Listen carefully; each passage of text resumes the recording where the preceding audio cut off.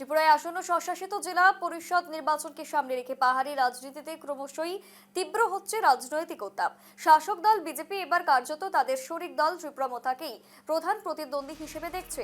বিধানসভায় জোট অক্ষুণ্ণ থাকলেও এডিসি নির্বাচনে সেই জোট যে কার্যত দোদুল্যমান অবস্থায় রয়েছে তা স্পষ্ট হয়ে উঠছে সাম্প্রতিক রাজনৈতিক মন্তব্য এবং কর্মকাণ্ডে। মুখ্যমন্ত্রী ডক্টর মানিক সাহা ইতিমধ্যে স্পষ্ট জানিয়েছেন, পাহাড়ি অঞ্চলের 28টি আসনেই বিজেপি এককভাবে প্রতিদ্বন্দ্বিতা করবে।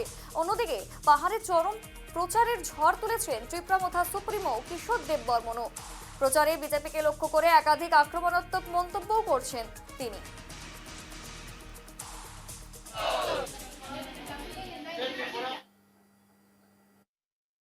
দামছড়া গার্লস হোস্টেলে তাদের সঙ্গে সকালের খাওয়ান ডাল এবং আলুর চাটনি। দীর্ঘদিন তাদের বসে খাওয়ার জন্য কোনো ব্যবস্থা ছিল না, নেই। এখন আমি নতুন বিল্ডিং স্যাংশন করেছি, এটার মধ্যে থাকবে ডাইনিং হলও থাকবে, খাওয়ার ব্যবস্থা, বসে খাওয়ার ব্যবস্থা হবে এখানে। আমাদের সরকার আসার পরে আমাদের রাজ্যের জনপ্রিয় মুখ্যমন্ত্রী নেতৃত্বে যে সরকার আমাদের জনজাতি ছেলেমেয়েদের কথা চিন্তা করে, জনজাতিদের কথা চিন্তা করে, তার জন্য আজকে দামছড়ার মধ্যে